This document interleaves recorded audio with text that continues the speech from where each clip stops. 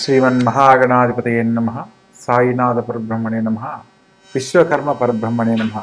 సదానింబవృక్షస్య మూలాదివాసాత్ సుధాశ్రావిణం దిక్తమప్యప్రియంతం తరుం కల్పవృక్షాదికం సాధయంతం నమామీశ్వరం సద్గురుం సాయినాథం. ముఖ్యంగా మనము ప్రస్తుత కాలంలో వివాహ జీవితానికి సంబంధించి జ్యోతిష్ శాస్త్ర రీత్యా ఒక్కొక్క రాశి వారు కొన్ని సందర్భాలలో అనుకోని కళ్యాణ సమస్యలను ఎదుర్కొంటూ ఉన్నారు. కొందరి జీవితాలలో కళ్యాణం కాలేదని ఒక సమస్య అయితే, కొందరి జీవితాలలో కళ్యాణం అయిన తర్వాత రీక్యాప్ తీసుకోండి. కొందరి జీవితాలలో కళ్యాణం అయిన తర్వాత సమస్యలతో ఇబ్బంది పడుతున్న వారిని మనం చాలామందిని గమనించాం. అటువంటి సందర్భంలో అసలు ఈ వివాహ జీవితానికి సంబంధించిన సమస్యలు ఏ గ్రహాల కారణంగా ఎదుర్కోవడం జరుగుతుంది? మనము కళ్యాణానికి సంబంధించి, పిల్లలకు సంబంధించి, భవిష్యత్తులో వివాహ జీవితానికి సంబంధించిన సమస్యలు రాకుండా ఉండడానికి ఏదైనా పరిహారం ముందుగా చేసుకునే అవకాశం ఉందా లేదా అన్న విషయాన్ని కూడా మనం తెలుసుకోవచ్చా, తెలుసుకునే అవకాశం ఉందా లేదా అనేది కూడా మనం ఇప్పుడు వివరంగా తెలుసుకుందాం. ప్రతి ఒక్క రాసుల వారికి వివాహం అంటేనే మానవ జీవితంలో తల్లిదండ్రుల దగ్గర వారి యొక్క పిల్లలు 25 సంవత్సరాలు ఎంతో గారాభంగా ఒక సెక్యూరిటీగా పిల్లలను పెంచడం జరుగుతుంది. తరువాత ఆడపిల్లలను ఒక జీవిత భాగస్వామికి అప్పగించేటప్పుడు అనేక రకాలుగా వారి యొక్క భవిష్యత్తుకు సంబంధించి పరిశీలించి, జాతక పరిశీలన చేసి వివాహం చేయడం జరుగుతుంది. అయినప్పటికీ కొన్ని వివాహం అయిన తర్వాత సమస్యలతో ఇబ్బంది పడుతున్న వారిని మనం చాలామందిని గమనిస్తూ ఉంటాం. అటువంటి సందర్భంలో వివాహానికి సంబంధించిన సమస్యలు ఎదుర్కోకుండా ఉండాలి అనంటే కళ్యాణానికి ముందు ఏ గ్రహాలకు ఏ రాసుల వాళ్ళు ఎటువంటి పరిహారాలు ఆచరిస్తే వివాహ జీవితంలో సమస్యలు లేని జీవితాన్ని పొందుతారు అన్న అంశాన్ని మనం వివరంగా తెలుసుకునే ప్రయత్నం చేద్దాం. ప్రత్యేకంగా మానవ జీవితంలో విద్య, ఉద్యోగం, తరువాత కళ్యాణం. ప్రతి తల్లిదండ్రులు మంచి విద్యను అందిస్తారు.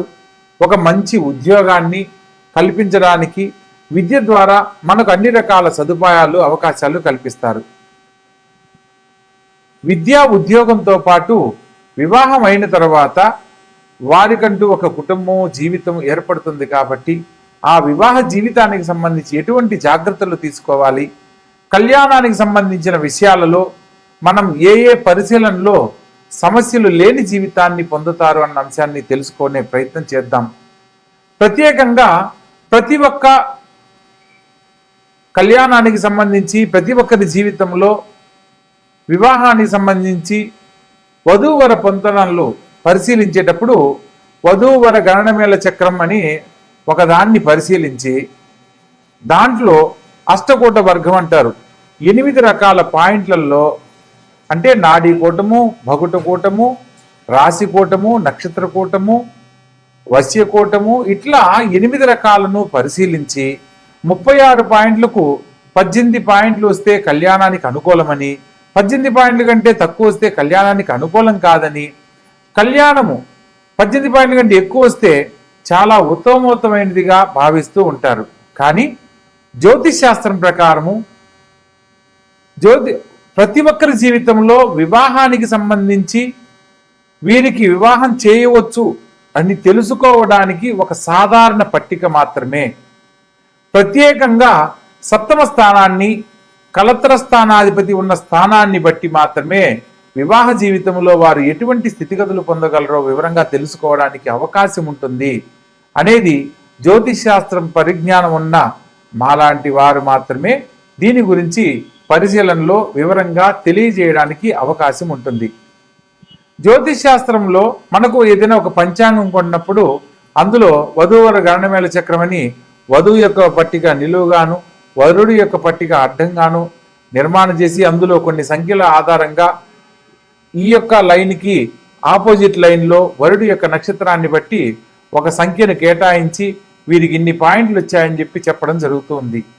కేవలం పాయింట్లతోనే వివాహ జీవితాన్ని నిర్ణయించకూడదు అన్న సత్యాన్ని తెలుసుకొని వివాహానికి సంబంధించి వారి ఇరువురి జాతకాలలో సమస్యలు లేని జీవితాన్ని అందించాలి అని అంటే ఏదైనా జాతకంలో దోషాలు ఉన్నప్పుడు దోషాలను ప్రత్యేకంగా వాటి యొక్క పరిహారాలను ముందుగా తెలియజేసి ఆ తర్వాత వివాహం చేయడం వల్ల సమస్యలు ఉండవు అనేది తెలుసుకోవాలి.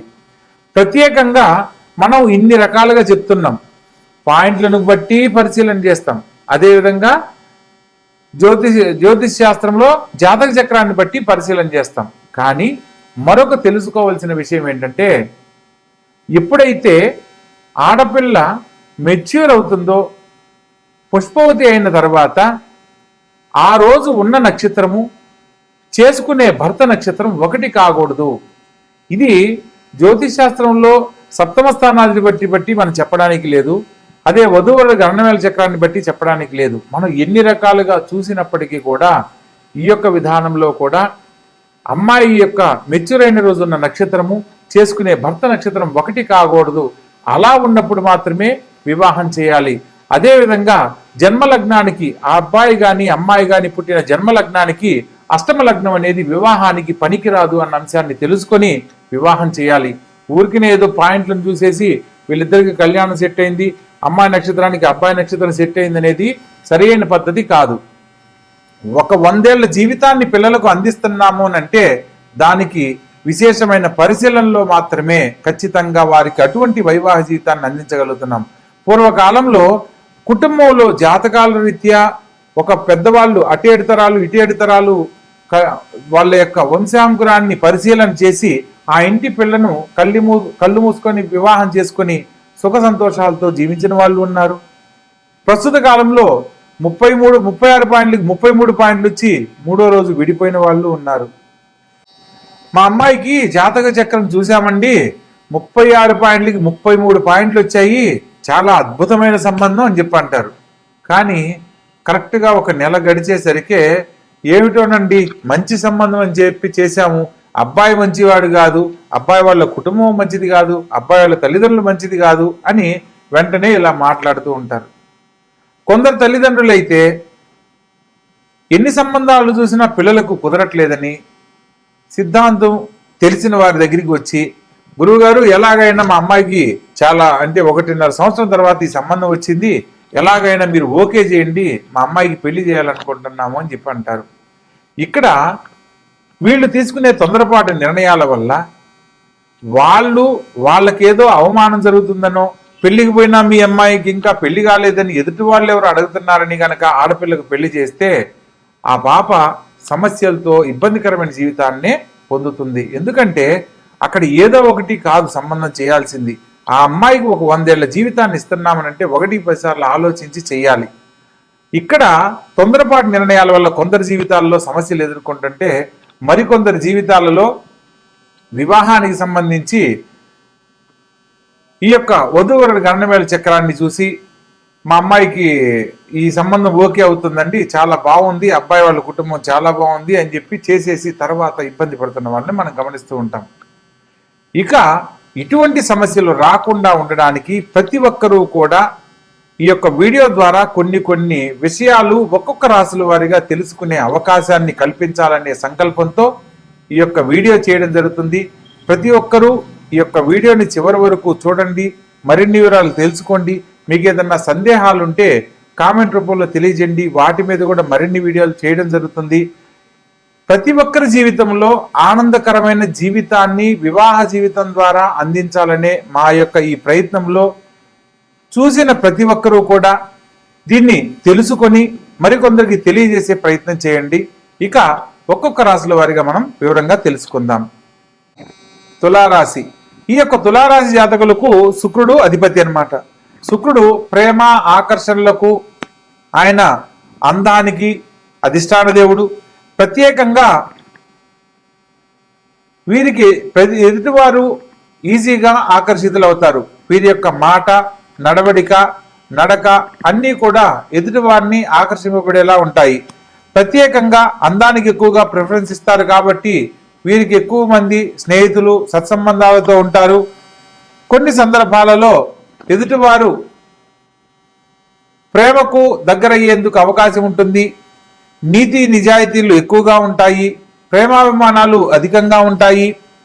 కొన్ని సందర్భాలలో వీరి యొక్క జీవిత భాగస్వామి వాటిని గనక పాటించకపోతే వీరి ఆలోచనల్లో కూడా అదుపు తప్పడానికి అవకాశం ఉంటుంది.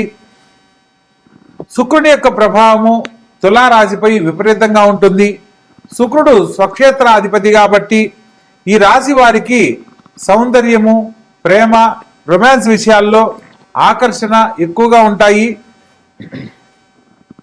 శుక్రుడు, రాహువు లేదా మంగళుడు అంటే కుజగ్రహంతో గనక కలిసినట్లయితే రహస్యమైన కార్యకలాపాలకు వీళ్ళు ఏ విధమైన ఆలోచన చేయరన్న సత్యాన్ని తెలుసుకోవాలి.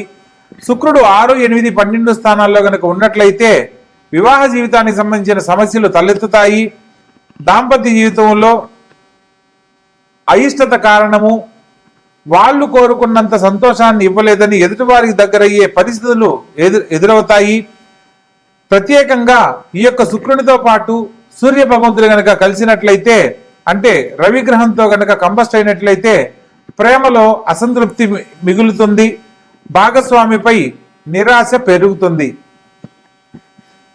కుజుని యొక్క ప్రభావం వల్ల సప్తమ స్థానంలో కుజగ్రహ సంచారం వల్ల ఎదుటివారితో సన్నిహితంగా అయ్యేందుకు జీవిత భాగస్వామితో కొన్ని సందర్భాలలో ఎటువంటి వాగ్వివాదాలు చేయడానికి కూడా వెనకాడరు. రాహు యొక్క స్థానాన్ని బట్టి 5, 7, 12 స్థానాల్లో రాహు వల్ల ఇతరులతో శారీరక సంబంధాలకు దగ్గరయ్యే అవకాశాలు ఎక్కువగా ఉంటాయి. చంద్రుడి ప్రభావం వల్ల పాపదృష్టి కనుక ఉన్నట్లయితే స్థిరమైన ఆలోచనలు లేక ఇతరులకు దగ్గర అవుతారు. చంద్రుడు కనుక 12వ ఇంట్లో కనుక ఉన్నట్లయితే ఈ రాశి వారికి జీవిత భాగస్వామికి దూరంగా ఉండడానికి ఎక్కువగా ఇష్టపడతారు. చంద్రుడు 12వ ఇంట్లో ఉన్నప్పుడు ఈ యొక్క తులారాశి వారికి జీవిత భాగస్వామికి దూరంగా ఉండి జీవించడానికి ప్రయత్నం చేస్తారు. కొన్ని సందర్భాలలో ఆ దూరంగా ఉండే క్రమంలో ఇతరులకు దగ్గరయ్యే అవకాశాలు ఏర్పడతాయి. శుక్ర మహర్దశలో రాహువు జరిగేటప్పుడు మరియు రాహు మహర్దశలో శుక్రుని యొక్క దశ అంతర్దశ జరిగేటప్పుడు ఇతరులపై ఆకర్షణ పెరుగుతుంది. కొన్ని సందర్భాలలో మ్యారియల్ అఫైర్స్ ఏర్పడడానికి కూడా అవకాశం ఉంటుంది. శుక్ర మహర్దశలో చంద్రుడు కానీ లేదా చంద్ర మహర్దశలో శుక్రుడు కానీ జరిగేటప్పుడు ఇతరుల ఆకర్షణలకు దగ్గరవుతారు. ఇతరులపై మోహంతో కోరికలతో దగ్గరయ్యే పరిస్థితులు ఎక్కువగా ఉంటాయి. కుజగ్రహానికి సంబంధించిన పరిహారాలు తప్పనిసరిగా ఆచరించాలి. ఈ యొక్క తులారాశి వారికి బ్యాలెన్స్ కరమైన అంటే తులారాశికి తక్కెడను మనం సూచనగా చూపిస్తాం. వాళ్ళ జీవితంలో ఏది స్టెబుల్గా లేకపోయినా రెండవ దాని కోసం ప్రయత్నం చేస్తారు. కాబట్టి స్టెబుల్గా ఉండడం కోసం ప్రతి ఒక్క విషయంలో ఆలోచన చేసి నిర్ణయం తీసుకోవాలి. శుక్రగ్రహానికి సంబంధించి ఓం సుం శుక్రాయ నమః అనే మంత్రాన్ని ప్రతినిత్యము పఠించాలి. పాలు, చక్కెర మరియు పుష్పాలు అమ్మవారికి శుక్రవారం నాడు సమర్పించడం వల్ల దాంపత్య జీవితానికి సంబంధించిన ఎటువంటి సమస్యలున్నా తొలగిపోతాయి. దాంపత్య జీవితంలో నిజాయితీగా మాట్లాడడం మరియు వారి యొక్క భావాలను జీవిత భాగస్వామితో పంచుకోవడం తప్పనిసరి అన్న సత్యాన్ని తెలుసుకోవాలి. జాతకానికి సంబంధించి రత్నధారణ చేసే సమయంలో ప్రతి ఒక్క విషయాన్ని ఆలోచించి జాతకంలో శుభగ్రహాలను బట్టి మాత్రమే వీళ్ళు రత్నం ధరించాలి అన్న సత్యాన్ని తెలుసుకోవాలి. వీరికి అనుకూలంగా జీవిత భాగస్వామి కనుక లేనట్లయితే ఇతరులకు ఆకర్షితులయ్యేందుకు తప్పకుండా అవకాశాలు ఉన్నాయి. కాబట్టి వీరి యొక్క ఆలోచన బట్టి అవగాహన, నిజాయితీ, గౌరవం పట్ల ఎదుటివారు అవే విధంగా వీళ్లతో ప్రవర్తించినట్లయితే కోరుకున్న జీవిత భాగస్వామితోనే చిరకాలం అన్యోన్య దాంపత్యంలో ఉండడానికి అవకాశం ఉంటుంది. వీరి యొక్క జాతకం ప్రకారం శుక్ర, రాహు, కుజ, చంద్రగ్రహ సంచారాలలో తగు జాగ్రత్తలు తీసుకోవడం వల్ల దాంపత్య జీవితంలో సమస్యలు లేని జీవితాన్ని పొందడానికి అవకాశం ఉంటుందనే సత్యాన్ని తెలుసుకోవచ్చు. కాబట్టి తెలుసుకున్న అంశాలలో లోటుపాట్లను గమనించి గొప్ప జీవితాన్ని పొందడానికి ఏదైతే చేయాలనో వాటిని కనుక అనుసరించినట్లయితే తప్పక మంచి జీవితంలో స్థిరపడతారు. అన్యోన్య దాంపత్యంలో మరొకరికి ఆదర్శప్రాయమవుతారు. శుభం భూయాత్.